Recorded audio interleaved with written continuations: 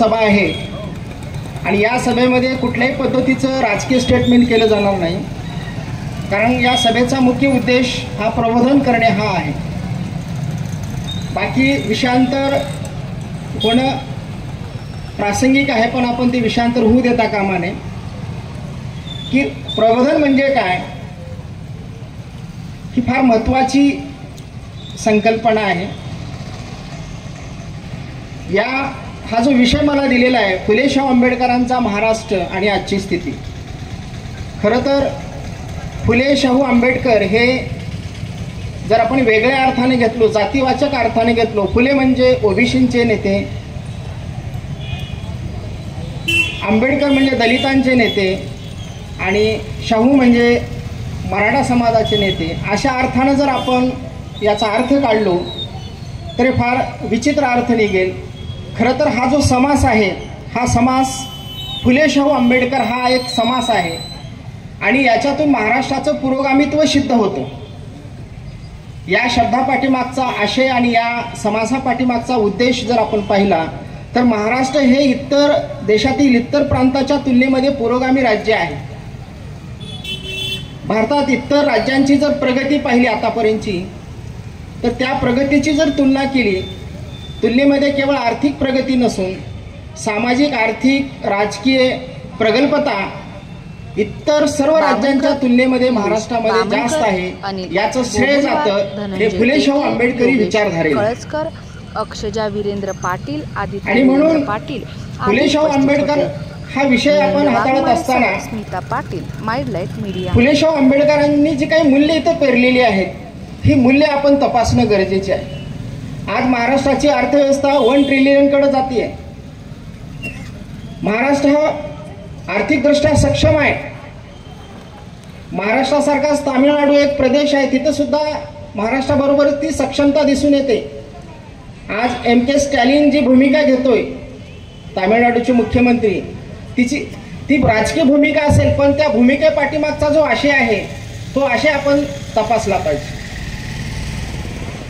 त्याच पद्धतीची भूमिका महाराष्ट्रामध्ये सुद्धा घेणं अपेक्षित आहे. पण आज जी काही सत्ताधारी आहेत, या सत्ताधाऱ्यांच्या ज्या काही मानसिकता आहेत, सत्तेसाठी बाकी सर्व गौण, अशा पद्धतीची भूमिका आज महाराष्ट्रामध्ये घेतली जात आहे. खरं तर महात्मा फुलेंचा जो सत्यशोधक समाज आहे आणि या सत्यशोधक समाजाचे जे कार्यकर्ते आहेत ते सर्व सत्ताशोधक झालेले आहेत.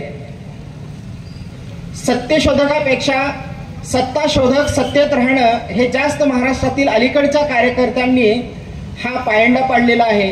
आणि म्हणून पुन्हा एकदा आपल्याला फुले शाहू आंबेडकरांचा महाराष्ट्र म्हणजे नेमका काय महाराष्ट्र आहे हे आपल्याला माहीत करून घेणं गरजेचं आहे.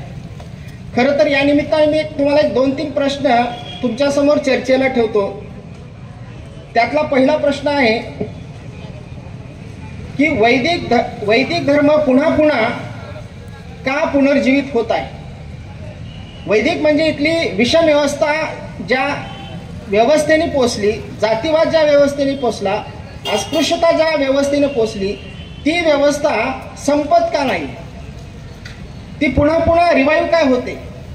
मग यामध्ये आपल्या महापुरुषांनी केलेले कार्य हे फेल गेलं का, किंवा आपण कुठं कमी पडलो का.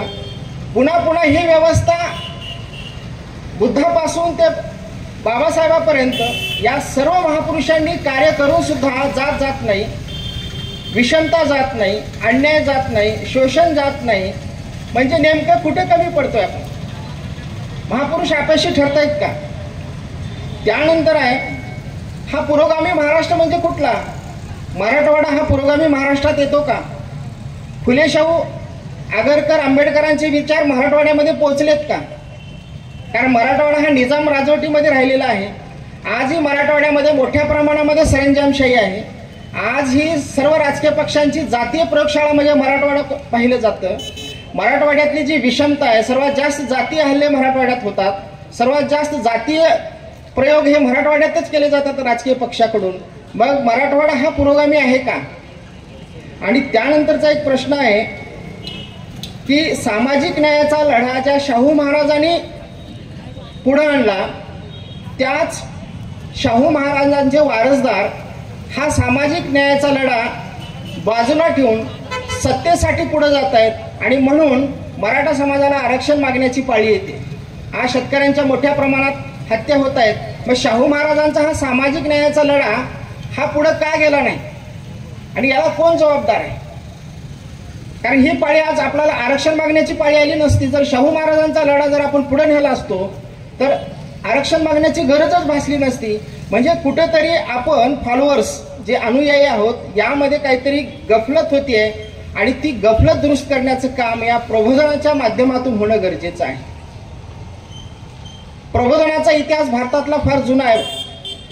बृहस्पती, चार्वाक, बुद्ध, महात्मा बसवण्णा, चक्रधर, संत मंडळी आणि पुन्हा येतो ब्रिटिश कालखंड आणि त्यानंतरचा कालखंड येतो फुले शाहू आंबेडकरांचा कालखंड. खरं तर भारताचा इतिहास जर तुम्ही पाहिला तर पराभवाचा इतिहास राहिलेला आहे. आपण 500 वर्ष मोगलांच्या गुलामीत होतो, 200 वर्ष ब्रिटिशांच्या गुलामीत होतो आणि मधला काही काळ सोडला, पहिलं शतक ते 4थं शतक किंवा मधला जो काही काळ सोडला तरी पण आपण गुलामीतच होतो. ही गुलामी आपल्यावर का आली? खरं तर भारताचं भौगोलिक स्थान जर पाहिलं तर तिन्ही बाजूनं समुद्र आहे. एका बाजूला मोठा हिमालय आहे. एवढी natural defence mechanism, natural defence आपल्या देशाला असताना सुद्धा आपण पराभूत का झालो? आपण स्वतःचं इंट्रॉस्पेक्शन केलं पाहिजे, स्वतःचं आपण अवलोकन केलं पाहिजे की हा भारत तिन्ही बाजूने समुद्र आहे आणि या भारतावर आक्रमण करणं सहजासहजी शक्यच होत नाही. आणि उत्तरेला एवढा मोठा हिमालय आहे की तिथं पाखरू सुद्धा येऊ शकत नाही. तरी पण भारत 1000-1500 वर्ष परक्यांचा गुलाम का झाला? याचं विश्लेषण झालं पाहिजे. याचं कारण आहे ते म्हणजे जाती व्यवस्था. ह्या जाती व्यवस्थेमुळं आपण गुलामीत गेलो आणि पुन्हा एकदा आपण गुलामीत जातोय. कारण इथली व्यवस्था ही जाती व्यवस्था, ही वर्ण व्यवस्था कायम राहावी याच्यासाठी प्रयत्न करते आणि आपण त्याच्या विरोधामध्ये प्रयत्न करणं सोडून आपण त्या व्यवस्थेशी हातमिळवणी करतोय आणि म्हणून ही जातच नाही. ही व्यवस्था आणखी संपुष्टातच येत नाही. मग याला उत्तर काय? महापुरुषांनी तर काम केलेलं आहे पण रिझल्ट काही आलेले नाही. कारण ही व्यवस्था इतक्या छुप्या पद्धतीनं काम करते की आपल्याला शत्रूच ओळखता येत नाही. पहिल्यांदा आपल्याला शत्रू डिफाईन करावं लागेल, पहिल्यांदा आपण शत्रूची निश्चित व्याख्या करावं लागेल, त्याच्यासाठीचे अल्टरनेटिव्ह द्यावे लागतील आणि त्याच्यासाठी आपण सर्व बहुजनांनी एकत्र येणं गरजेचं आहे. अलीकडे काय झाले, मी माझ्या जातीचे प्रश्न मी सोडवणार, तुम्ही तुमच्या जातीचे प्रश्न सोडवणार, प्रत्येक जात आपापल्या जातीचे प्रश्न सोडवणार, त्याच्यासाठीचे पॉलिटिकल लीडर तयार करणार. परंतु अलीकडच्या काळामध्ये चळवळींचे मित्र असू शकतात का नाही? समविचारी चळवळी एकत्र येणं अपेक्षित आहे पण त्या समविचारी चळवळी एकत्र ही व्यवस्था येऊ देत नाही. हे आपण शत्रूचा डावपेच ओळखला पाहिजे. कारण शत्रू किंवा ही प्रस्थापित व्यवस्था दोन पद्धतीने काम करते. पहिलं काम आहे ती कन्व्हिन्स करण्याचा प्रयत्न करते, तुम्हाला आधी कन्व्हिन्स करते आणि जर कन्व्हिन्स करत होत नसाल तर कन्फ्यूज करून टाकते, तुमच्यात संभ्रम निर्माण करून टाकते आणि तुम्हाला एकत्र येऊ देतच नाही. म्हणजे तुम्हाला संघटित होऊ देत नाही, तुमच्यावर होणारा अन्याय तुम्हाला कळू देत नाही आणि मग तुम्ही संभ्रमात राहता आणि संभ्रमात राहिल्यामुळं हा शत्रू आणि पुन्हा नव्या स्वरूपामध्ये पुढे येतोय आणि मग आपल्याला आणखी अशी व्याख्यानं आयोजित करावी लागतात. पण व्याख्यानाचे फलित मात्र काय, रिझल्ट मात्र काय आपल्याकडे येत नाहीत आणि म्हणून याच्यावर पुन्हा आपल्याला चिंतन आणि मनन करणं गरजेचं आहे. कारण यासाठी बौद्धिक लोकांनी पुढे येणं अपेक्षित आहे आणि चळवळीचे मित्र जोडले पाहिजे. आज चळवळी राहिलेत कुठं सांगा? चळवळीची जागा जी NGOने घेतलेली आहे, पेड कार्यकर्ते तयार व्हायला लागलेले, निष्ठावंत कार्यकर्ते संपलेले, पेड कार्यकर्ते. NGO कुठलंही काम घ्या, NGO तिथं आलीच. NGO काय करते? चळवळीची धार बोथट करते. प्रत्येक ठिकाणी NGO आलेले आणि NGO म्हणजे एक प्रकारचं इनडायरेक्ट षडयंत्र आहे. आपण त्यात पेड कार्यकर्ते म्हणून काम करतो आणि जो मूळ उद्देश आहे समाज परिवर्तनाचा तो उद्देश बाजूला राहतो आणि वरवरच्या मलमपट्ट्या केल्या जातात आणि त्याच्यातून आपल्यामध्ये दुही पसरवली जाते, आपल्यामध्ये एकत्र येऊ दिले जात नाही आणि मग इथं समस्या निर्माण होते. गाव 1000-1500 वर्ष हिंदू आणि मुस्लिम इथे राहत असताना सुद्धा तुम्हाला 1500 वर्षात मुस्लिम समजला नाही का?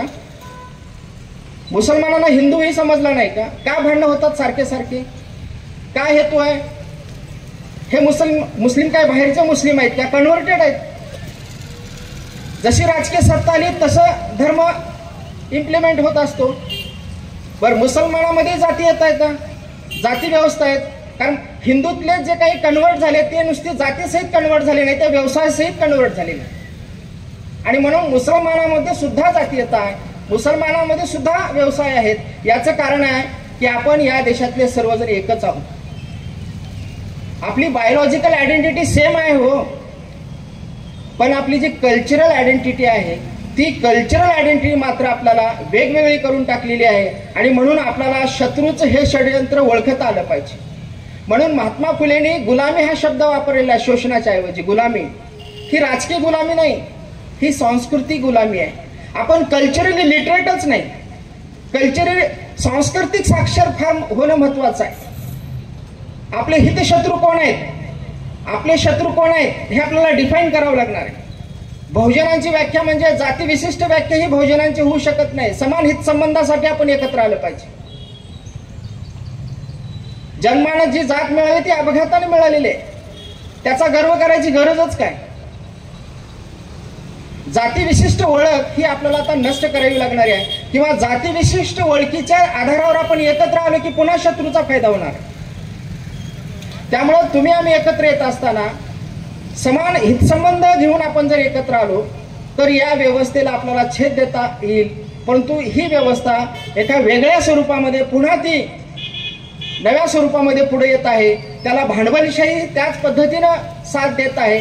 आपल्याकडे झालं काय, जाती व्यवस्थेचं विश्लेषण अधिक चांगल्या पद्धतीनं झालं, पण भांडवलशाही व्यवस्थेचं विश्लेषण आणखीनही चांगल्या पद्धतीनं झालेलं नाही. भांडवलशाही व्यवस्थेचं सुद्धा अधिक काटेकोर विश्लेषण करणं अपेक्षित आहे आणि ते आपल्याकडून होत नाही. फक्त जाती व्यवस्थेमध्ये आपण गुरफटून पडलेलो आहे आणि जातीला नावं ठेवत बसलेलं आहे. आता मग मुद्दा असा आहे की आपण ब्राह्मणाला नाव ठेवणार का ब्राह्मण्य प्रवृत्तीला नाव ठेवणार? किती दिवस आपण ब्राह्मणाला नाव ठेवत बसणार आहोत? जन्मानं आलेली जे काही ब्राह्मण्य आहे त्याच्या व्यतिरिक्त हे ब्राह्मण्याचे अनेक आविष्कार आहेत ना. ब्राह्मण सोडून ब्राह्मणेतरामध्ये सुद्धा ब्राह्मण्यता आहेच की. ती ब्राह्मण्यता आपण कशी तपासणार आहोत? हा जो ओबीसी वर्ग आहे हा ओबीसी वर्ग मोठ्या प्रमाणामध्ये हायजॅक केला जातोय. वर्णव्यवस्थेतलं त्याचं जे स्थान आहे ते त्याला टिकून ठेवण्यासाठी, त्या वर्णव्यवस्थेतलं स्थान कसं तुझं चांगलं आहे सांगण्यासाठी त्याचा वापर करून ओबीसीचा वापर केला जात आहे. बाबासाहेबांनी सांगितलेलं आहे इथली जी जाती व्यवस्था ही अपवर्ड मोबिलिटी आहे, ऊर्ध्वगामी. आपण प्रत्येक जात ही आपल्या वरच्या जातीचं अनुकरण करत असते, खालच्या जातीचं अनुकरण करत नसते. ब्राह्मणेतर चळवळीनं बाबासाहेबांचं नेतृत्व मान्य केलं का सांगा? सर्वात मोठी अडचण होती की बाबासाहेब हे खालच्या जातीचे होते आणि त्यांचं नेतृत्व आम्ही मान्य करायचं, आम्ही क्षत्रियांनी मान्य करायचं. राहिली चळवळ ती ही उलट शत्रूला जाऊन मिळालेली चळवळ. मुद्दा असा आहे, बुद्धानं हा बुद्ध क्षत्रिय होता जन्मानं. खरं तर बुद्ध क्षत्रिय होता. बुद्ध म्हणजे उपनिषदांचा परिणाम आहे. बुद्ध आणि महावीर हे जे संप्रदाय आले ते उपनिषदाचा एक परिणाम म्हणून बुद्ध आणि महावीर संप्रदाय पुढे आले. आणि या बुद्धांनी आणि महावीरांनी सर्वात प्रथम इथल्या जाती व्यवस्थेला, इथल्या वेद व्यवस्थेला हादरा दिला. जी ताठर वेद व्यवस्था होती, वैदिक व्यवस्था होती, तिला धक्का दिला आणि ही वैदिक व्यवस्था त्यांनी थोडीशी ढिली केली. तेव्हा या प्रस्थापित व्यवस्थेने त्यांना पाखंडी म्हणलं, पाखंडी. पण पुढं ही व्यवस्था 8व्या शतकामध्ये शंकराचार्य यांनी पुन्हा मोठ्या प्रमाणामध्ये हिंदू धर्मामध्ये सुधारण्याचा प्रयत्न केला. पण परंपरागत हिंदूवाद्यांनी सुद्धा शंकराचार्याचं ऐकलं नाही. खरं तर शंकराचार्याला प्रचंड बुद्ध असं म्हणतात. रामानुजम, कारण हे दक्षिणेतले सारे हिंदू धर्मांचं विश्लेषण करायचे आणि पुन्हा हिंदू धर्म नव्याने कसा स्थापित करता येईल याच्यासाठी त्यांनी प्रयत्न केला. आणि या शंकराचार्यामुळं आधुनिक हिंदू धर्माला, पण या हिंदू धर्माला धक्का देण्याचं काम 12व्या शतकामध्ये महानुभव पंतांनी केलं, चक्रधर स्वामींनी केलं आणि तोच वारसा पुढं महात्मा बसवण्णांनी पुढे आणलेला आहे. खरं तर फुले शाहू आंबेडकरांची सारी विचारधारा तुम्हाला महात्मा बसवण्णाच्या विचारधारेमध्ये दिसते. 12व्या शतकामध्ये हा महात्मा बसवेश्वर जन्मानं ब्राह्मण असलेला सधन घरचा व्यक्ती तरी पण वैदिक व्यवस्थेच्या विरोधात विद्रोह करतो, ही फार मोठी क्रांतिकारी घटना आहे. तुम्ही फुल्यांचा सत्यशोधक समाज घ्या किंवा बौद्ध धर्मातले भिक्खू घ्या, ह्या साऱ्या संकल्पना तुम्हाला बसवेश्वराच्या विचारधारेमध्ये दिसतात. बसवेश्वरांनी जे जंगम संस्था उभी केली, ही जंगम काय आहे की धर्माचा प्रचार करण्यासाठी जंगम संस्थेचा त्यांनी उभे केली. हे जंगम होण्यासाठी जातीची गरज नाही. एकदा तो शरण झाला की त्याला पूर्वीची जात आठवत नाही आणि तो नंतरची जात आठवत नाही. हा डिकास्ट होण्याचा प्रकार आहे.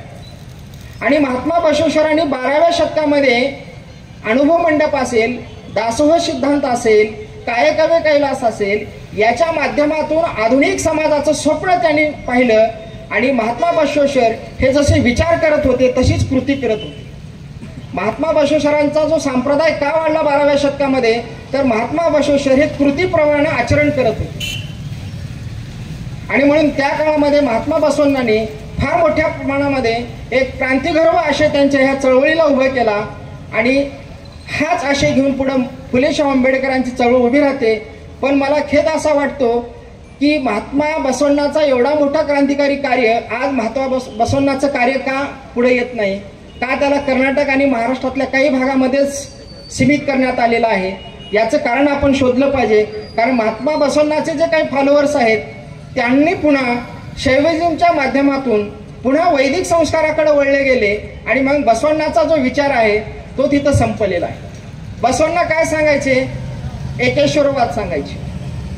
इष्टलिंग, तुमच्या गळ्याचे इष्टलिंग आहे तेच तुमचा देव आहे, तुम्हाला मंदिरात जायची गरज नाही, सर्व जाती धर्माच्या अनुभव मंडपात येतील. हा जो विचार आहे हाच विचार फुल्यांनी मांडलेला आहे, हाच विचार बाबासाहेबांनी मांडलेला आहे. पण बसवण्णाच्या अनुयायांनी मात्र वीरशैव लिंगायच्या माध्यमातून खरं तर हा वेगळा संप्रदाय बसवण्णांना करायचा होता. पण आज असा एक विरोधाभास निर्माण झालेला आहे की बसवण्णा हे धर्मसंस्थापक होते का धर्मसुधारक होते? लिंगायत धर्माचे ते संस्थापक होते का धर्मसुधारक होते? हा एक विरोधाभास आपल्याला तपासावा लागणार आहे. ओम नमः शिवाय का श्री बसवलिंगाय नमः याच्यातलं कॉन्ट्रिब्युशन आपल्याला तपासावं लागणार आहे. कारण बरेच लिंगायत धर्मीय किंवा तुम्हाला आणि पुढे जाऊन सांगतो आलम प्रभू श्री सिद्धरामेश्वर आणि बसवण्णा हे तुम्हाला पाहिजेत का? बीडचे कपिलधराचे श्री मन्मथ स्वामी तुम्हाला पाहिजे? नेमकं काय पाहिजे तुमच्याकडे? याच्यामध्ये तुम्हाला पुन्हा जातीयता आली, पुन्हा तुम्हाला वैदिक संस्कार त्याच्यामध्ये आणले गेले आणि विवाह पद्धतीमुळे पुन्हा हा संप्रदाय बनला गेला आणि बसवण्णाचे क्रांतिकारी विचार पुढे आलेच नाहीत आणि बसवण्णा फक्त काही क्षेत्रापुरता मर्यादित राहिला गेला. हा एवढा मोठा मध्ययुगातला विचार हा खरं तर फुले शाहू आंबेडकरांनी पुढे आणलेला होता, पण अनुयायांनी मात्र तो विचार आणलेला नाही. आणि म्हणून आपल्याला पुन्हा 14व्या ते 17व्या शतकामध्ये पुन्हा हा महाराष्ट्र पुन्हा परकीयांच्या गुलामीत गेला, मोगलांच्या गुलामीमध्ये गेला आणि हा अंधकार पसरलेला आहे. आणि हा अंधकार दूर करण्याचं काम 19व्या शतकाच्या पूर्वार्धामध्ये ब्रिटिशांच्या आगमनानं महाराष्ट्रामध्ये झालेलं आहे. खरं तर प्रबोधनाची सुरुवात पश्चिम बंगालमध्ये झालेली आहे. राजा राममोहन यांनी ब्राह्मण समाजाची स्थापना केली आणि पश्चिम बंगालमध्ये खऱ्या अर्थानं प्रबोधन सुरू झालं. म्हणजे 500 वर्ष अगोदर महाराष्ट्राच्या प्रबोधन हे पश्चिम बंगालमध्ये झालं आणि त्यानंतर मात्र प्रबोधन आपल्याकडे आलं आणि 1818ला पेशवाई गेली महाराष्ट्रातली आणि मग खऱ्या अर्थानं आपल्या इथं प्रबोधनाला सुरुवात झालेली 1818 पासून. मग 1818 ते बाबासाहेबांपर्यंतचा हा जो कालखंड आहे हा प्रबोधनाचा कालखंड आहे आणि या काळामध्ये जे काही मूल्य पेरली गेली तीच फुले शाहू आंबेडकरांची मूल्य आहे. खरं तर उत्तर पेशवाईच्या काळामध्ये फार मोठ्या प्रमाणामध्ये या महाराष्ट्रामध्ये जातीवाद वाढलेला होता. इतका जातीवाद वाढलेला होता की सर्वसामान्य शूद्रातिशूद्र दलित किंवा स्त्रियांना ज्या पद्धतीनं अन्याय अत्याचार होत होते त्यावरून असं लक्षात आलं की पुण्यामध्ये मोठ्या प्रमाणामध्ये जातीवाद पसरलेला होता. तुम्ही काही अनुभव तुम्ही ऐकला असाल की दिवसाच्या 12 वाजता सुद्धा अस्पृश्यांना बाहेर पडता येत नव्हतं. गळ्यात गाडगं आणि पाठीला झाडू घेऊन हिंडावं लागत होतं. अशी ती अवस्था होती या उत्तर पेशवाईच्या काळामध्ये. आणि या उत्तर पेशवाईच्या काळामध्ये केवळ राजकीय बदल झाला असं म्हणून चालणार नाही, तर या उत्तर पेशवाईच्या काळामध्ये केवळ सत्ता बदलली असं नाही, इंग्रज सत्ता गेली आता चांगले दिवस येतील असं काही नाही. कारण इंग्रजांनी तर सांगितलेलं होतं 1857च्या उठावामध्ये की आता इथून आम्ही हिंदू धर्मामध्ये हस्तक्षेप करणार नाही, तरच आम्हाला या देशावर राज्य करता येईल, अन्यथा आम्हाला राज्य करता येणार नाही. आणि म्हणून ब्रिटिशांनी इथला कसलाही धार्मिक हस्तक्षेपाला त्यांनी विरोध केला. आणि मग या ब्रिटिशांच्या कालावधीमध्ये सुद्धा पुन्हा पेशवाई परत आली. पेशवाई म्हणजे सत्ता, राजकीय सत्ता बदल झाला पण धार्मिक सत्ता तशीच होती. शिक्षक ब्राह्मणांचेच, व्यापारी ब्राह्मणांचेच, अधिकारी ब्राह्मणांचेच, मोठे गुत्तेदार ब्राह्मणांचेच, जहागीरदार ब्राह्मणच, समाजातल्या सर्व क्षेत्रावर ही जी काही हेजेमनी होती, धुरणीत्व होतं, हे ब्राह्मणी व्यवस्थेचं होतं. सत्ता बदललेली होती पण सामाजिक सत्ता मात्र बदललेली नव्हती, सांस्कृतिक सत्ता मात्र बदललेली नव्हती. आणि प्रत्येक ठिकाणी या अस्पृश्यांचा छळ केला जायचा. तुम्हाला मला वाटतं की सत्ता बदलली पण सांस्कृतिक सत्ता मात्र तशीच होती. आजही पहा तुम्ही, ब्रिटिश गेल्यानंतर आपल्याला निर्वसाहतीकरण व्हायला सुद्धा आज 75 वर्ष जरी झाले तरी आपण आज ब्रिटिशांच्या प्रभावाखालून आणि जात नाही. आपण आज बऱ्याच गोष्टी ब्रिटिशांच्या आपण पाळतोच, म्हणजे डिकॉलनायझेशन आपलं आणखीनही होत नाही. मग मला सांगा, ब्राह्मणी व्यवस्था, ब्राह्मणी संस्कृतीचं डिकल्चरलायझेशन व्हायला आणखीनही खूप वेळ लागणार आहे. परत ती नव्या स्वरूपामध्ये ही कल्चरल हेजिमनी आपल्यावर लादली जात आहे आणि ती कल्चरल हेजिमनी ओळखण्याचं काम समाजातल्या बुद्धिजीवी वर्गाकडे असणार आहे. पण हा बुद्धिजीवी वर्ग म्यूट झालेला आहे, मुका झालेला आहे तो. कारण काय, चळवळ कधी संपते तर चळवळीच्या फालवर जेव्हा मध्यमवर्गीय स्वरूपामध्ये पुढे येतात तेव्हा चळवळ संपत जाते. अलीकडे काय झाले, आपल्या समाजाचं मध्यम वर्गामध्ये रूपांतर होत चाललेले असल्यामुळं चळवळीची धार बोथट चाललेली आहे. कारण मध्यमवर्गीय लोक चळवळ करत नाहीत, मध्यमवर्गीय लोकांना क्रांती आवडत नाही, मध्यमवर्गीय लोकांना जैसे ते राहणे जास्त आवडतं. आणि आज बऱ्यापैकी बहुजन समाजातले लोक मध्यमवर्गीय वर्गात रूपांतर झाल्यामुळं फारशी चळवळ त्यांना करावं असं वाटत नाही. कारण त्यांचे जे काही रोजीरोटी किंवा ब्रेड अँड बटरचे जे काही प्रश्न आहेत, ही जर चळवळ केली तर अडचणीत येऊ आपण. आणि म्हणून ही मध्यमवर्गीय मानसिकता चळवळ होऊ देत नाही. आणि मग चळवळ करण्याचं काम कुणाचं आहे, रस्त्यावरल्या सामान्य माणसाचं राहील. या माणसांना विवेक किती असतो, या माणसांना पुढचं किती कळत असतं, फारसं कळत नसतं पुढचं. ते हेलपाट्या मारत असतात, दरवर्षी जयंत्या साजऱ्या करतात पण रिझल्ट काही येत नाही. जयंत्या दरवर्षी साजऱ्या होतात, उत्साहाने जयंत्या साजऱ्या करतोय आपण, इव्हेंट म्हणून जयंत्या साजऱ्या करतोय, पण परिवर्तन काय मात्र दिसत नाही. परिवर्तन दिसतं फक्त मोजक्या घरामध्ये दिसतं, सामान्यांच्या जीवनामध्ये काहीच बदल झालेला नाही. आजही तशाच झोपड वस्त्या येतात. आज आता तर ह्या टेक्नॉलॉजीच्या जमान्यामध्ये, चॅट जीपीटीच्या आणि एआयच्या जमान्यामध्ये तर हा जो बहुजन वर्ग आहे हा शिक्षणापासून फार दूर गेलेला आहे. संस्कार तर त्याच्यापेक्षा दूर गेलेले आहेत. आज गुंडेगिरी, मसल पॉवरच्या जोरावर हाच समाज राजकारणामध्ये हत्यार म्हणून वापरला जातो. मग मला सांगा, फुले शाहू आंबेडकरांची पार्श्वभूमी असलेला हा समाज आज अधपतित होत चाललेला आहे. याचं आपण काय केलं पाहिजे, अवलोकन केलं पाहिजे. एक काळी क्रांतिकारी पार्श्वभूमी असलेला हा समाज आज कुठं चाललेला आहे.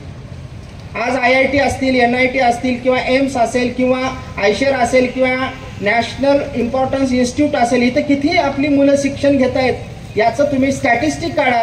आज आपली मुले तिथं जायलाच नाही, कानात बाळी घालून, हातात मोबाईल घेऊन दिवसभर चौकामध्ये मान आपल्या मोबाईलमध्ये राहिली आहे.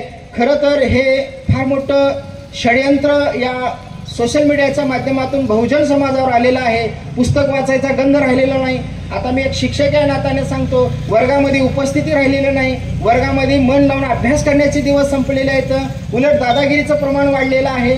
मला सांगा, मग व्यवस्थेला जे अपेक्षित आहे तेच आपल्याकडून घडत आहे ना. व्यवस्था तीच आहे, फक्त आपल्या भूमिका बदलत आहे. व्यवस्था बदललेली नाही, आपण संभ्रमात आहोत. आपल्या भूमिका बदललेल्या आहेत. का हो? बुद्ध कोण होते? क्षत्रिय होते. मग खरं तर बुद्ध धर्मामध्ये सर्वात जास्त कोण जायला पाहिजे होते? क्षत्रियांनी जायला पाहिजे होते. का क्षत्रिय गेले नाहीत? बुद्ध धर्माचा ऱ्हास का झाला? क्षत्रिय जास्त गेलेच नाही तिथं. क्षत्रियांना काय भीती वाटली बुद्ध धर्मात गेल्यानंतर? खालचे लोक आपल्यासोबत येऊन बसतील. वर्णव्यवस्थेमध्ये आपण दुसऱ्या नंबरवर आहोत, राज्य आपल्या हातात आहे. जर आपण बौद्ध धर्मात गेलो तर आपण सर्व समान होऊ. ही मानसिकता बदलायला वेळ लागणारच आहे. आणि मग बुद्धाचा पराभव होण्याचं कारण काय? इथल्या क्षत्रियांनी बौद्ध धर्म स्वीकारला नाही आणि त्यांनी जाणून बुजून वैदिक व्यवस्था ऍक्सेप्ट केली. आणि म्हणून क्षत्रियांचा आज जी गुलामी आलेली आहे क्षत्रियांना, ती त्या वेळच्या घोडचुकीमुळे आलेली आहे. त्यावेळेस जर समजा बौद्ध आपण झालो असतो तर कदाचित या देशाचं चित्र वेगळं राहिलं असतं. 10व्या शतकातून या देशातून बौद्ध धर्म हद्दपार झालेला आहे. कदाचित जर बौद्ध धर्म राहिला असता तर ज्ञानेश्वराला भागवत धर्म स्थापन करायची गरज भासली नसती. बसवांना स्वतंत्र लिंगायत धर्म स्थापन करण्याची गरज भासली नसती. परंतु इथल्या व्यवस्थेने बौद्ध धर्माला हेतुपुरस्सर या देशातून हाकलून लावलं आणि एकच धर्म राहिला, तो म्हणजे जैन धर्म. खरं तर परवाला का किंवा काल जैन महावीराची जयंती आपण साजरी केली. का महावीर आजही का प्रासंगिक आहे? काही महावीरांनी जी काही वैदिकाच्या विरोधात विद्रोह केलेला होता तो विद्रोह आज राहिलेला नाही आणि त्यांनी जैन धर्माचं हिंदुईकरण करण्यात आलं आणि म्हणून आज महावीरांची जयंती मोठ्या प्रमाणात साजरी केली जाते. आणि क्षत्रियांनी हा धर्म नाकारला, बौद्ध धर्म नाकारला, जैन धर्म नाकारला. म्हणून हे दोन धर्म कुणाकडे आले? वैश्याकडे आले. आणि आज बौद्ध धर्माचे आणि जैन धर्माचे सारे अन्वय हे वैश्य आहेत. कारण अहिंसेचे धर्म आहेत आणि व्यापाराला अहिंसा पूरक असते. आणि म्हणून या वैश्यांनी बौद्ध धर्म आणि जैन धर्माचा मोठ्या प्रमाणामध्ये स्वीकार केला. कारण व्यापाराला अहिंसा महत्त्वाची असते आणि हे धर्म दोन्ही अहिंसा सांगतात आणि मग मोठ्या प्रमाणामध्ये आज हे धर्म पाळले जातात. पण बौद्ध धर्माला या देशातून हाकलून लावलं. पण जगामध्ये सर्वात जास्त धर्म आता जर आपल्या आशिया खंडात जर बघितला तर बौद्ध धर्माचे राष्ट्र जास्त आहे. भारतातून हद्दपार केलो आपण त्यांना. पुन्हा हा धर्म भारतामध्ये आणण्याचं काम जर कुणी केलेलं असेल तर डॉक्टर बाबासाहेब आंबेडकरांनी केले. जेव्हा ब्रिटिश या देशामध्ये आले तेव्हा इथल्या सर्व लोकांनी, सुधारकांनी असं सांगितलं की ब्रिटिश सत्ता ही आम्हाला वरदान आहे, दैवी वरदान आहे. का असं म्हणाले इथले सुधारक? की ब्रिटिश हे इथं आम्हाला शिक्षण देतात, ब्रिटिश हे जातीयता पाळत नाहीत, ब्रिटिश हे कायद्याचं राज्य आहे, ब्रिटिशांनी राष्ट्रीय एकात्मता, राष्ट्रीय ऐक्य उभं केलं आणि ब्रिटिशांच्या राज्यामध्ये आमच्यावर छळ होत नाही. म्हणून आम्हाला इथल्या प्रस्थापित राज्यव्यवस्थेपेक्षा ब्रिटिश राज्यव्यवस्था ही आमच्यासाठी फायद्याची आहे आणि म्हणून आपण ब्रिटिशांचं स्वागत केलं आणि महात्मा फुलेंनी ब्रिटिशांचं स्वागत केलं. फुले हे ज्या शहरामध्ये जिथं पेशवाई होती त्या शहरामध्ये जी जाती व्यवस्था निर्माण झाली त्याच शहरामध्ये फुल्यांना बंड करता आलं. त्याचं कारण असं आहे की फुल्याकडे असलेले जे काही सामाजिक धैर्य आहे फुल्यांनी इथली नस वळकलेली होती. फुल्यांच्या असं लक्षात आलं की इथली ही ब्राह्मणी व्यवस्था आहे, ही ब्राह्मणी व्यवस्था इथल्या शूद्रांचा फार छळ करते आणि ही गुलामी आपल्याला जर दूर करायची असेल तर ह्या व्यवस्थेचं विश्लेषण केलं पाहिजे आणि व्यवस्थेचं विश्लेषण हे धर्मापासून झालं पाहिजे. कारण या सर्वाला सँक्शन कोण देतं? धर्म देतं आणि म्हणून धर्मावरच त्यांनी पहिला घाला घातलेला आहे. म्हणून पहा, भारतातील सर्व प्रबोधन हे सोशो रिलिजियस आहेत. युरोपियन प्रबोधन हे वेगवेगळे आहेत. धार्मिक प्रबोधन वेगळं, सामाजिक प्रबोधन वेगळं. धार्मिक प्रबोधन म्हणजेच मार्टिन लुथर किंगनी जे प्रोटेस्टंट मुवमेंट्स उभी केली ते धार्मिक प्रबोधन आहे. आणि हॉब्स, लॉक, रुसो यांनी ज्या काही पद्धतीने प्रबोधने केली ती हक्कांची आहेत, प्रबोधन हक्कांची लढे आहेत. पण भारतामध्ये मात्र सर्वांचं मूळ हे धर्म असल्यामुळं इथली सारी प्रबोधन ही धर्माला अनुसरून होती. म्हणून याला सोशो रिलिजियस एनलाइटमेंट म्हणतात. पण इव्हन बाबासाहेबांना सुद्धा बौद्ध धर्म आणेपर्यंत तुम्हाला ह्या साऱ्या सोशो रिलिजियस एनलाइटमेंट आहेत, अवेकिंग्स आहेत. इथं पहिल्यांदा धर्मावर हल्ला करावा लागतो, धर्मातले व्यंग सांगावे लागतात. धर्म काय हे सांगावं लागतं आणि फुल्याने ते सांगितलेलं आहे. फुले असं म्हणतात हे धर्म कधी तयार झाले हो? विज्ञान येण्यापूर्वी हे सारे धर्म तयार झालेले आणि सारे धर्म पुरुषांनी तयार केलेले आणि विशेष करून हायर कास्टच्या लोकांचा या धर्मव्यवस्थेवर पगडा आहे आणि म्हणून ही धर्मव्यवस्था नष्ट केली पाहिजे. फुल्यांच्या अगोदर या महाराष्ट्रामध्ये काही उच्च जातीतल्या लोकांनी काम केलेलं होतं जे फुल्यांना फायद्याचं ठरलं आणि त्याच्यामध्ये आहेत लोकहितवादी बाळशास्त्री जांभेकर, महादेव गोविंद रानडे, गोपाळकृष्ण गोखले, दादोबा पांडुरंग तरखडकर. ही जी मंडळी आहेत ही मंडळी कोण आहेत? ही मंडळी उच्च ब्राह्मणीय व्यवस्थेतले हे सर्व मंडळी आहेत आणि असं लक्षात आलं जर आपण हिंदू धर्मामध्ये जर सुधारणा नाही केल्या तर बराच समाज हा हिंदू धर्म सोडून ख्रिस्ताळू होऊ शकतो. हा गंभीर धोका त्यांच्या लक्षात आला आणि मग त्यांनी सुधारणेचे नाटकं सुरू केले तर केले पण ते नाटक आपल्याला काही अंशी पूरक झालेले आहे. मग लोकहितवादींनी चिकित्सा केली. पार ब्राह्मण समाजापासून राजा राममोहन राय पासून ते लोकहितवादीपर्यंत वेगवेगळ्या माध्यमातून हायर कास्ट मधल्या सर्वांच्या सुधारणा करण्याचा प्रयत्न केला. विशेषतः कौटुंबिक सुधारणा होत्या. पण फुल्यांच्या असं लक्षात आलं या साऱ्या सुधारणा ह्या कौटुंबिक आहेत आणि हायर कास्टच्या समाजापुरत्या आहेत. पण मला मात्र सुधारणा करत असताना समाजातल्या अस्पृश्य माणसाच्या मला सुधारणा केल्या पाहिजेत आणि म्हणून माझ्या सुधारणा ह्या यांच्या सुधारकापेक्षा माझ्या सुधारणा ह्या वेगळ्या असू आहेत आणि म्हणून मला वेगळ्या पद्धतीनं लढलं पाहिजे. अशा पद्धतीची स्पष्ट भूमिका महात्मा फुलेंच्या विचारधारेमध्ये दिसली. खरं तर त्यावेळेस महाराष्ट्रामध्ये 3 प्रवाह होते. एक होता रानडे आगरकरांचा प्रवाह, दुसरा होता चिपळूणकर टिळकांचा प्रवाह आणि तिसरा होता फुले आंबेडकरांचा प्रवाह. त्या काळामध्ये चिपळूणकर आणि टिळकांचा प्रवाह हा राजकीय असल्यामुळं सर्वांचं मत असं झाले की देशाला पारतंत्र्यातून मुक्त केलं पाहिजे म्हणून त्या अनुषंगानं बरेच लोक तिकडे गेले. पण रानडे हा एकमेव असा व्यक्ती आहे. लक्षात घ्या बाबासाहेबांनी रानडे गांधी आणि जीना या पुस्तकामध्ये रानडेचं कौतुक केलेलं आहे. खऱ्या महात्माची व्याख्या बाबासाहेबांनी त्या पुस्तकामध्ये केलेल्या आणि रानडेचं कौतुक केलेलं आहे. रानडे म्हणजे या महाराष्ट्राचं संस्थात्मक चळवळीचा जनक आहे. रानडेंनी या महाराष्ट्रामध्ये इतक्या संस्था उभ्या केल्या, इतक्या पुरोगामी चळवळी उभ्या केल्या, इतक्या वर्तपत्रांना मदत केली. महात्मा फुले सोबत त्यांची मैत्री होती सर. महात्मा फुले जिथे जिथे काम करायचे तिथे तिथे रानडे यायचे. एकदा स्वामी दयानंद सरस्वती महाराष्ट्रामध्ये आलेले होते तेव्हा त्या मिरवणुकीची जी काही जबाबदारी होती ही रानडे आणि फुलेंकडे होती. खरं तर स्वामी दयानंद सरस्वती हे वेद मानणारे होते आणि फुले हे वेदाच्या विरोधात होते.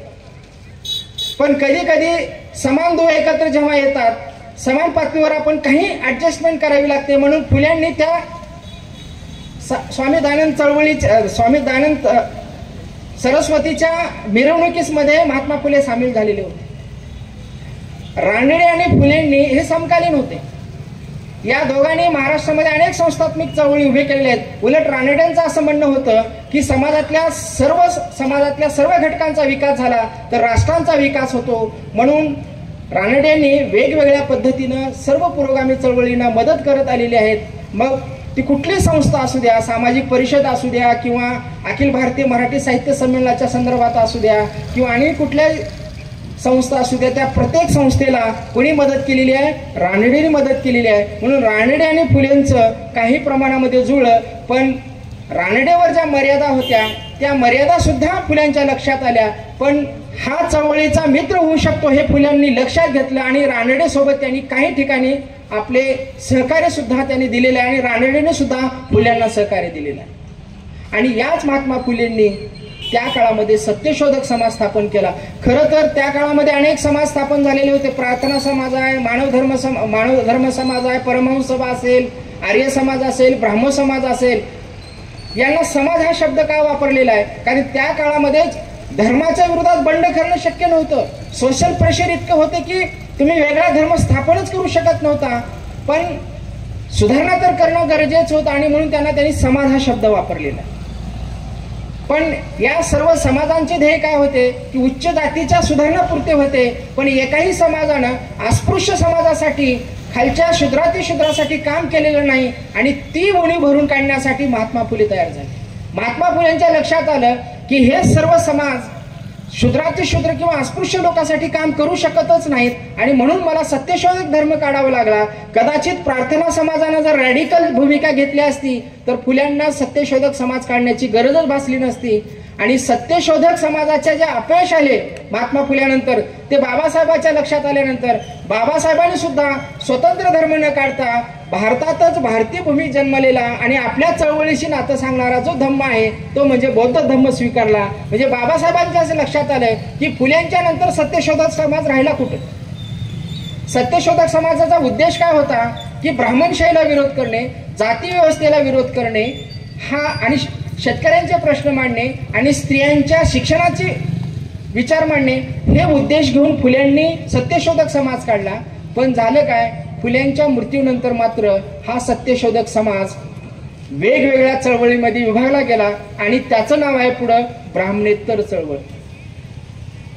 सत्यशोधक समाज खऱ्या अर्थानं सत्यशोधक समाजाची जी उद्दिष्ट होती त्यातलं तिन्ही उद्दिष्ट ह्या ब्राह्मणेतर चळवळीने बंद केली आणि एकच उद्देश धरलं, ब्राह्मणी विरोध. मग त्याने अस्पृश्यता निर्मूलनाचा विषय सोडून दिला, जातीभेद नष्ट करण्याचा विषय सोडून दिला, समाजात स्त्री पुरुष समानतेचा विषय सोडून दिला आणि एकच विषय धरला तो म्हणजे ब्राह्मणी विरोध. मग मला सांगा सत्यशोधक समाज राहिला का. पुन्हा तर असं झालं, फुले हे शूद्रातील शूद्र हा शब्द वापरायचे. आता फुल्यांच्या नंतर शूद्रातील शूद्र शब्द वापरणं इथल्या क्षत्रियांना किंवा इथल्या समाजाला वाईट वाटायला लागलं आणि म्हणून त्यांनी ब्राह्मणेतर हा शब्द आणला. खरं तर फुल्यांचा शब्द आहे शूद्रातील शूद्र, परंतु तो शब्द त्यांनी टाळला आणि ब्राह्मणेतर हा शब्द वापरला. पण फुल्यांची ही जी काही उणीव आहे ती उणीव पुन्हा छत्रपती शाहू महाराजांनी त्यांच्या करवीर संस्थानामध्ये उभी केलेली आहे. खरं तर फुल्यांचा पूर्ण वारसा शाहू महाराजांना पूर्ण करता आलेला आहे, कारण शाहू महाराज एका संस्थानांचे राजे होते. आता पहा, दोनच राजे आपल्याला परिचित आहेत, एक सयाजीराव गायकवाड आणि दुसरे आहेत छत्रपती शाहू महाराज. आता सयाजीराव गायकवाड हे मराठीच आहेत, ते दत्तक म्हणून ते बडोदा संस्थानात गेले आणि सयाजीराव महाराजांनी ज्या पद्धतीनं महाराष्ट्रातल्या संस्थांना चळवळीला ज्या पद्धतीनं अर्थपुरवठा केला, अर्थसहाय्य केलं तसा महाराज होणेच नाही. बाबासाहेबांच्या शिक्षणाच्या साठी जी पहिली मदत जी केली ती कोणी केली, सयाजीराव गायकवाडांनी. सयाजीराव गायकवाडांनी लोकमान्य टिळकांचा जो वाडा आहे ना गायकवाड वाडा, हे सयाजीराव गायकवाडांनी दिलेलं वाडा आहे. महात्मा फुलेंना जेव्हा पॅरालिसिस झाला तेव्हा त्यांचं अर्धवट पुस्तक छापण्यासाठीची मदत सुद्धा सयाजीराव गायकवाडांनी दिलेली. वीरा शिंदेना शिष्यवृत्ती कोणी दिली, सयाजीराव गायकवाडांनी दिली. म्हणजे हा सयाजीराव गायकवाड हा बडोदा संस्थानामध्ये इतका आदर्श राजा होता, कारण यांचं बरंच आयुष्य हे परदेशात गेलं असल्यामुळं परदेशातल्या ज्या काही सुधारणा होत्या, प्रदेशातली जी काही पाश्चिमात्य मूल्य होती ती त्यांच्या लक्षात आली आणि त्यांच्या असं लक्षात आले की बडोदा संस्थानामध्ये मोठ्या प्रमाणामध्ये अस्पृश्यता पाळली जाते, कारण त्यांचे दिवाण सारे ब्राह्मण होते. आणि ही अस्पृश्यता नष्ट करण्यासाठी म्हणून अस्पृश्यता मुलांसाठी शिष्यवृत्ती चालू करण्याची एक स्कीम चालू केली होती आणि ती स्कीम केळुस्कर दादांना लक्षात आली आणि केळुस्कर दादांनी बाबासाहेबांना तिथे घेऊन गेलं आणि 250 रुपयाची शिष्यवृत्ती सयाजीराव गायकवाडांनी बाबासाहेबांना दिली आणि बाबासाहेबांना हे उच्च शिक्षण घेता आलं. कदाचित त्या काळामध्ये सयाजीराव गायकवाडांनी बाबासाहेबाला मदत केली नसती तर बाबासाहेब तयार झाले असते का, किंवा छत्रपती शाहू महाराजांनी त्यांच्या संस्थानामध्ये मोठ्या प्रमाणामध्ये सुधारणा केल्या. कारण त्यावेळेस शाहू महाराज हे एकमेव असं संस्थान होतं दक्षिण भारतातलं किंवा महाराष्ट्रातलं की तिथं मराठा राजा होता आणि प्रजा सुद्धा मराठा होती. म्हणून शाहू महाराजाला सुधारणा करणं सोपं गेलं. जे सयाजीराव गायकवाडांना बडोदा संस्थानात सोपं झालं नाही ते छत्रपती शाहू महाराजांना करवीर संस्थानामध्ये सोपं गेलं, कारण राजाही ज्या जातीचा त्याच जातीची प्रजा होती. प्रश्न निर्माण झाला कुठं, दिवाण हा बर्वे दिवाण होता आणि या बर्वे दिवाणाने मोठ्या प्रमाणामध्ये प्रशासनामध्ये हायर कास्ट लोकांची किंवा तिथल्या पारशी समाजातल्या अधिकाऱ्यांची नेमणूक केलेली होती आणि याचा परिणाम शेवटी कुठं झाला, वेदोक्त प्रकरणामध्ये झाला आणि 1902ला जे वेदोक्त प्रकरण घडलं आणि मग तिथून छत्रपती शाहू महाराज बदलतात आणि मग छत्रपती शाहू महाराजांना पुरोगामी भूमिका घ्यावी लागते आणि तिथून शाहू महाराज हे पुरोगामी होतात आणि बाबासाहेबाला मदत करतात। खरं तर दुर्दैव असं आहे आपलं, शाहू महाराजांचा मृत्यू हा 1925ला झालेला आहे। शाहू महाराजांनी 10 वर्ष जगायला पाहिजे होते। मग पहा बाबासाहेबांनी शाहू महाराजांची युती काय झाली असती आणि एक चित्र वेगळं राहिलं असतं। कारण त्या काळामध्ये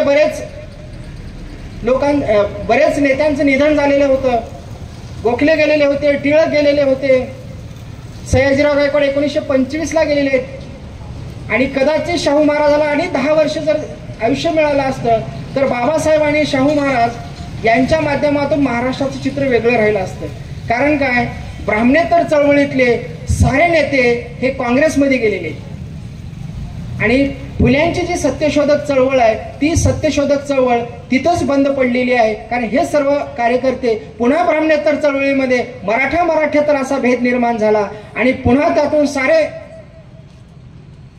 कुठे गेले, काँग्रेसमध्ये गेले आणि काँग्रेसमध्ये गेल्यानंतर ही ब्राह्मणेतर चळवळ तिथं संपुष्टात आली आणि खऱ्या अर्थानं मग पुन्हा बाबासाहेबांना शाहू महाराजांनी मदत केली आणि शाहू महाराज लवकर गेले। पण बाबासाहेबांना जो वारसा त्यांनी दिला, दलितांचं नेतृत्व, दलितांचा नेता किंवा अस्पृश्यांचा नेता म्हणून जी काही ओळख बाबासाहेबाची त्या काळात झाली आणि तेव्हापासून बाबासाहेब पुढे आले।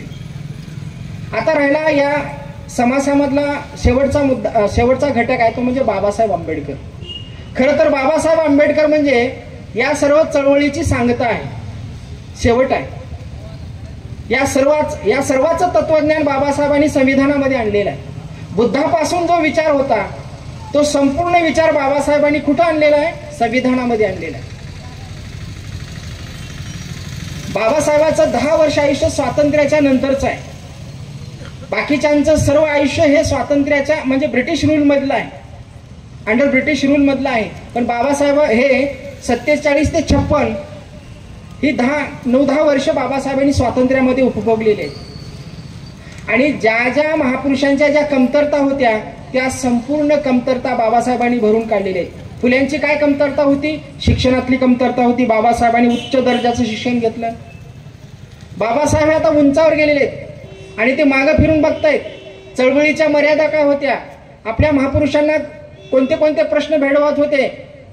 बाबासाहेब अनेक पाश्चिमात्य शिक्षकांचा सहवास लाभलेला आहे, अनेक ग्रंथ लाभलेले आहेत। बाबासाहेब हे बहुशाखीय होते, बाबासाहेबांचं इंग्रजीवर उत्तम ज्ञान होतं, बाबासाहेबांचं शिक्षण पाश्चिमात्य देशात झालेलं होतं आणि बाबासाहेबाला ज्या शिक्षकांनी शिकवलेले आहेत ना ती जगातली सारी पब्लिक इंटेलेक्चर होती। John Dewey, Edward Seligman, Sidney Webb, Edward Canning, ही जी मंडळी ही जगाला मार्गदर्शन करणारी मंडळी बाबासाहेबांचे टीचर होते। म्हणजे बाबासाहेबांनी या आपल्या महापुरुषांच्या पुरोगामी सर्व नेत्यांच्या ज्या काही कमतरता होत्या त्या बाबासाहेबांनी पूर्ण केलेल्या आहेत। त्या काळातला बाबासाहेबासारखा विद्वान माणूसच तुम्हाला दिसणार नाही, किती विद्याशाखेमध्ये त्यांनी अभ्यास केलेला। त्यावेळेचा एक प्रसंग सांगतो, जेव्हा बाबासाहेबाला सयाजीराव गायकवाडांनी शिष्यवृत्ती दिली तेव्हा त्यांना असं सांगण्यात आलं की तुम्हाला परदेशात शिक्षण घेण्यासाठी शिष्यवृत्ती दिली जाईल, पण त्यावेळेस भारतीयांचं एक आकर्षण होतं, परदेशात कशाला जायचं तर ICS परीक्षा पास होण्यासाठी, ICSचं आकर्षण होतं। आजची जी IAS परीक्षा आहे ना ती त्या काळात ICS होती। भारतातले सारे उच्च जातीतले तरुण ICS होण्याच्या नादी लागलेले होते। बाबासाहेबाला विनंती करण्यात आली की आम्ही तुम्हाला शिष्यवृत्ती देतो। बाबासाहेबांनी विनंती केली की मी ICS होणार नाही।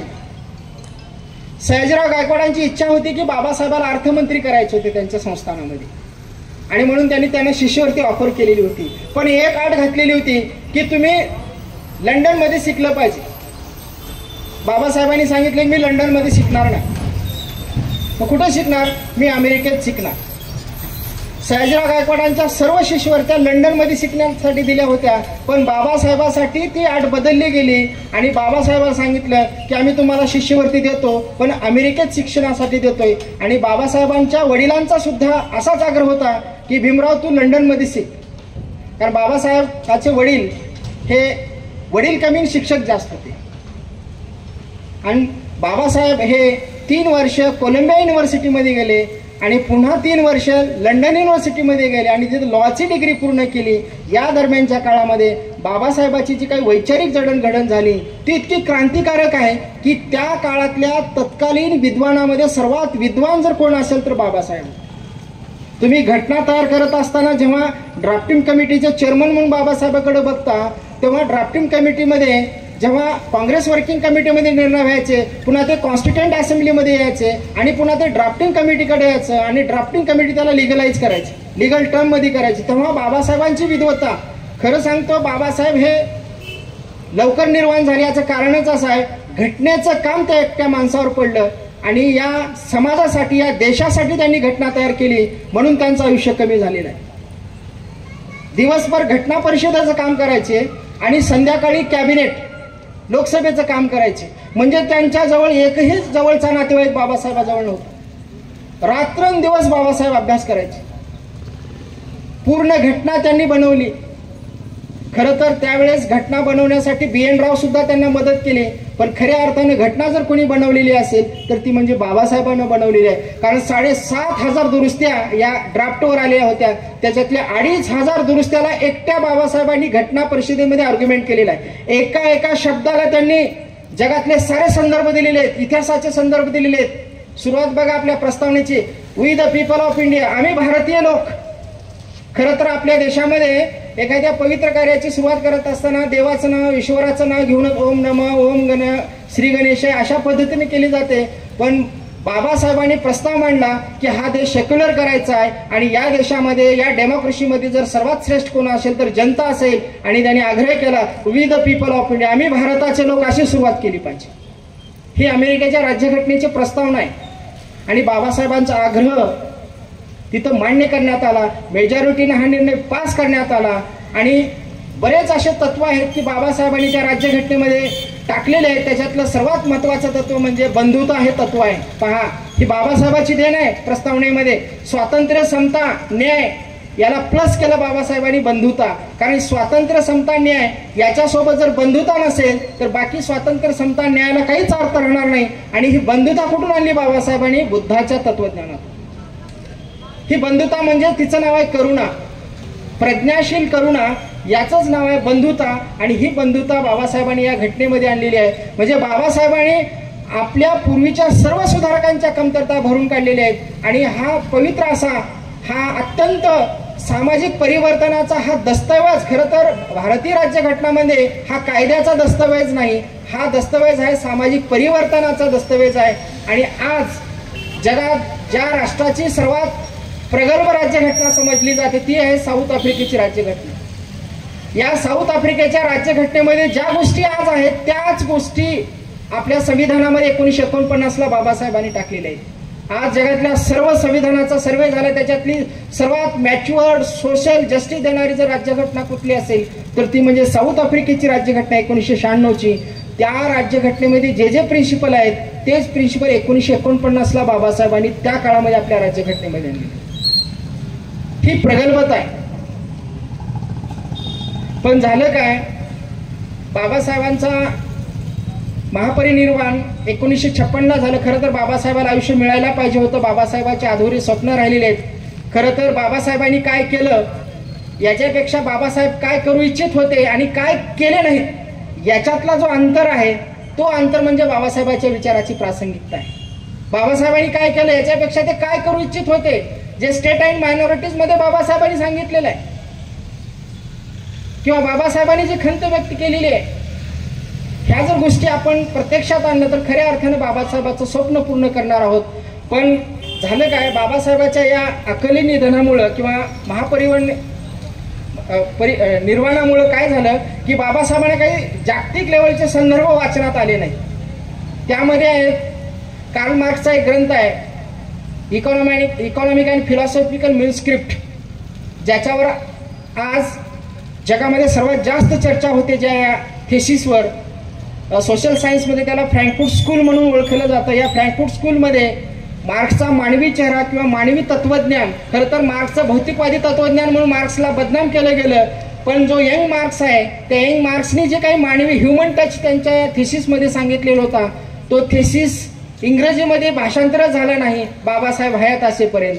दुसरा आहे मॅक्स वेबर, हा जर्मनी विचारवंत होता. यांनी भारतातल्या जाती व्यवस्थेबद्दलचा अत्यंत सटीक असा ग्रंथ लिहिलेला होता, पण याचं भाषांतर इंग्रजीत झाले 1959ला, तोपर्यंत बाबासाहेब गेलेले होते.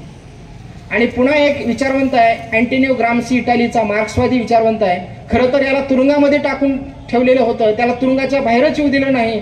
त्याची प्रिझन नोट्स म्हणून एक ग्रंथ आहे, तेही जर्मन भाषेमध्येच आहे, परंतु त्याचं भाषांतर इंग्रजीमध्ये 1959ला झालं. आणि शेवटचा एक विचारवंत आहे जॉन रॉल्स. सध्या जागतिक लेवलवर सामाजिक न्यायाची भूमिका, ज्याची सर्वात क्रांतिकारी प्रागतिक भूमिका मांडली जाते, हा विचारवंत आहे जॉन रॉल्स. खरं तर हे 4 विचारवंत जर बाबासाहेबाच्या वाचनात आले असते तर अधिक बाबासाहेब हे जागतिक लेवलवर गेले असते, परंतु बाबासाहेबाचं त्याच्या अगोदरच निधन झालं, निर्माण झालं, म्हणून हे 4ही विचारवंत बाबासाहेबाला वाचता आले नाहीत किंवा बाबासाहेबाचा त्यांच्याशी संपर्क झाला नाही. आणि म्हणून बाबासाहेबाचे हे विचार जर समजा आम्हाला जर पुन्हा बाबासाहेबाचं राहिलेलं अधुरं स्वप्न जर पूर्ण करायचं असेल तर आपल्या सर्व बहुजन समाजाने एकत्र आलं पाहिजे.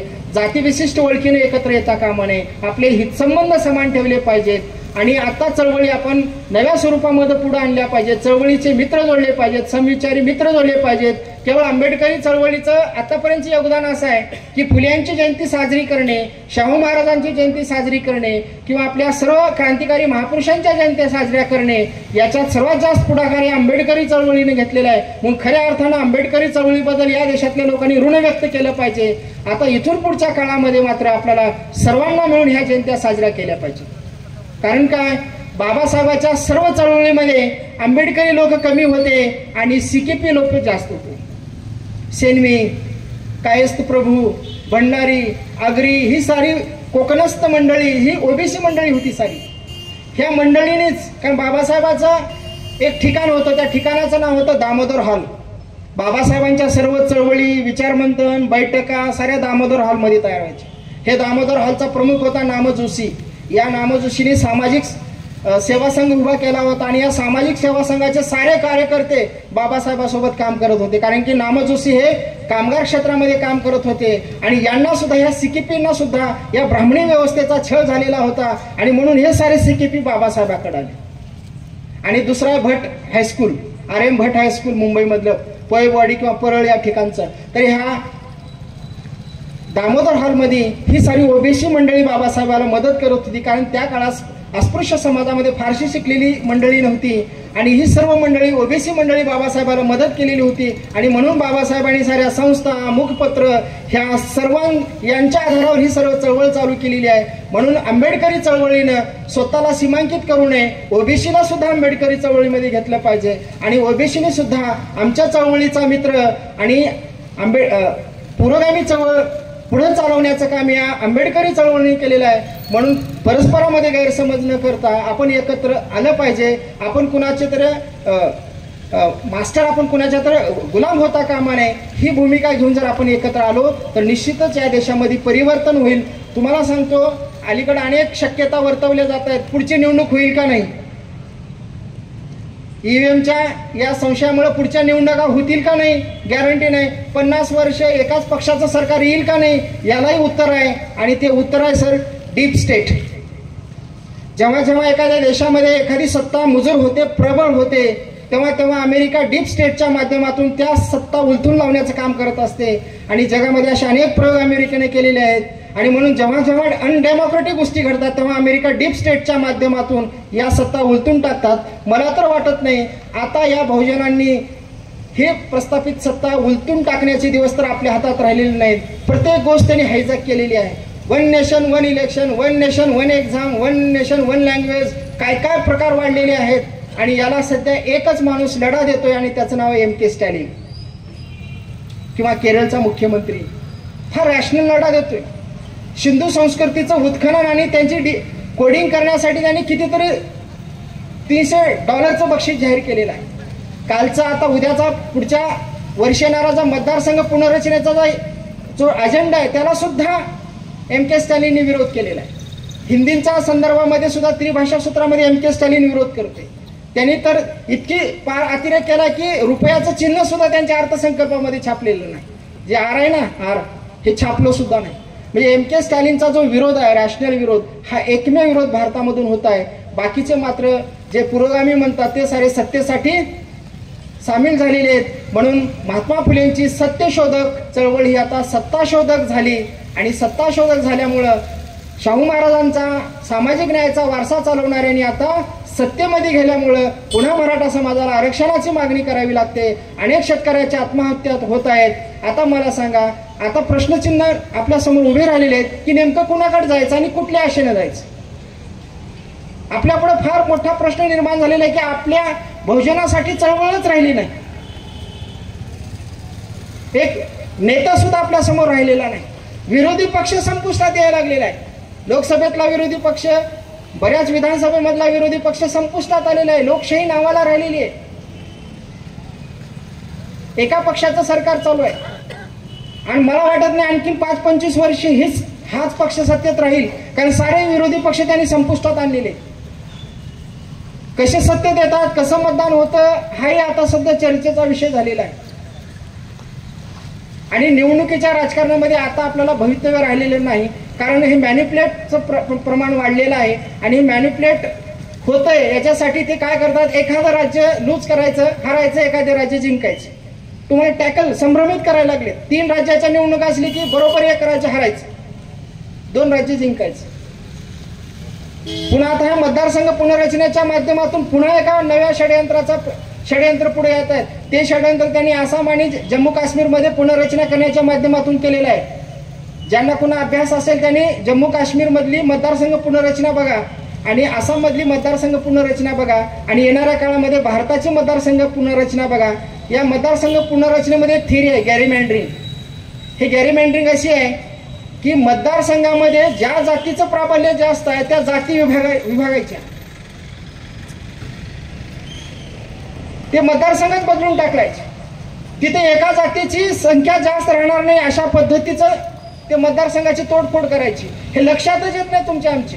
जे जम्मू काश्मीरमध्ये झालेलं आहे, जम्मूमध्ये मतदारसंघ वाढलेले आहेत आणि काश्मीरमध्ये मतदारसंघ कमी झाले आहेत. काश्मीरमध्ये फक्त 1 मतदारसंघ वाढलेला आहे तर जम्मूमध्ये 6 मतदारसंघ वाढलेले आहेत, कारण जम्मूमध्ये हिंदूंची संख्या जास्त आहे. आसाममध्ये तोच प्रकार आहे. आता भारतात सुद्धा, उर्वरित भारतात सुद्धा तोच प्रकार होणार आहे. जिथं जिथं मुस्लिम मतदारसंख्या जास्त आहे तिथं ती मायनॉरिटीमध्ये आणणार. जिथं जिथं SC ची संख्या जास्त असेल तिथं तिथं ती मायनॉरिटीमध्ये आणणार. म्हणजे मतदारसंघाची तोडफोड करणार हे तुमच्या लक्षातच येणार नाही. त्यांनी इनडायरेक्टली इलेक्शन जिंकायला लागलेले. इनडायरेक्टली इलेक्शन जिंकायला लागले. हे इश्यूज इतके सेन्सिटिव्ह आहेत की तुमच्या आमच्या बौद्धिक आकलनाच्या पलीकडले विषय. तुम्ही असंच बसा रस्त्यावर लढाया करत. ते ऍक्च्युअल लढाया वेगळ्या पद्धतीने लढतायत, वेगळ्या पद्धतीने देश आपल्या ताब्यात घेत आहेत. आणि म्हणून याबद्दल खरं तर आमच्यासारख्या बुद्धिवंतांनी तुमचं आमचं प्रबोधन करणं गरजेचं आहे. पण आपली सारी भाषणं राजकीय व्हायला लागलेली. ओरिएंटेशन केलं पाहिजे. तुमचं मूळ मुद्दे काय हे आपण तपासले पाहिजे. काहीतरी भरकटच चालू आहे. आपण क्रियेला प्रतिक्रिया देण्यामध्ये आपली शक्ती खर्च होत आहे. खरं तर प्रतिक्रियाच देऊ नये. तुम्ही प्रतिक्रिया दिली की तुमची शक्ती संपली. तिथं प्रतिक्रिया अजिबात द्यायचं नाही. तुम्ही त्याला अल्टरनेटिव्ह उभं करा. आणि बाबासाहेबांनी त्यांच्या संपूर्ण हयातीमध्ये व्यवस्थेला पर्याय उभा केलेला आहे. त्यांनी कधीच नकार दिलेला नाही, पर्याय दिलेला आहे. त्यांनी प्रत्येक ठिकाणी पर्याय दिलेला आहे. तसाच पर्याय देण्याची वेळ आपल्यावर यावी. आपण सर्व सुज्ञ आहात. आणि खरं तर महात्मा फुलेची जयंती साजरी करणं हे एक धाडसी निर्णय आहे. कारण बहुजन समाज अशा पद्धतीनं जयंत्या बहुजनांच्या साजऱ्या करण्याचं धाडसं निर्णय कुणी घेत नाही. तालुका पातळीवर सर्व समाज बांधव एकत्र येतात, महात्मा फुलेची जयंती साजरी करतात. खरं तर हे महिन्यात 4 जयंत्या साजऱ्या करायच्या आहेत. एक आहेत महात्मा फुले, दुसरे डॉक्टर बाबासाहेब आंबेडकर, तिसरे आहेत वीरा शिंदे आणि चौथे आहेत महात्मा बसवण्णा. 30 एप्रिल आहे. वीरा शिंदेची 22 एप्रिल आहे, बाबासाहेबांची 14 एप्रिल आहे, महात्मा फुलेंची 11 एप्रिल आहे. खरं तर या संयुक्त जयंत्याच आपण साजऱ्या कराव्यात. कुठली एक जयंती धूमधडक्यात साजरी करता या सर्व जयंत्या जर मोठ्या उत्सवाने जर आपण साजऱ्या केल्या आणि असे प्रबोधनाचे कार्यक्रम आपण जर केले तर निश्चितच आपल्यामध्ये परिवर्तन होईल आणि आपण प्रो तर होईल, चळवळीशी प्रो होईल, विचाराशी प्रो होण्याचा आपण प्रयत्न करूया. अशा पद्धतीचा हा माझा विचार मी तुमच्या समोर ठेवलेला आहे. तर संयोजकांनी मला जी संधी दिली त्याबद्दल मी संयोजकाचे आभार आहे. दुसऱ्यांदा मी इथं आलेलो आहे. तर मला अत्यंत आनंद वाटला की तुम्ही सर्वजण महात्मा फुलेची जयंती साजरी करताय. खरं तर महात्मा फुलेला बाबासाहेबांनी गुरु मानलेलं होतं आणि बाबासाहेबांच्या गुरुची जयंती साजरी होते, हे अत्यंत आनंदाची गोष्ट आहे. आणि म्हणून तुमचं सर्वांचं अभिनंदन करतो आणि मी थांबतो. धन्यवाद.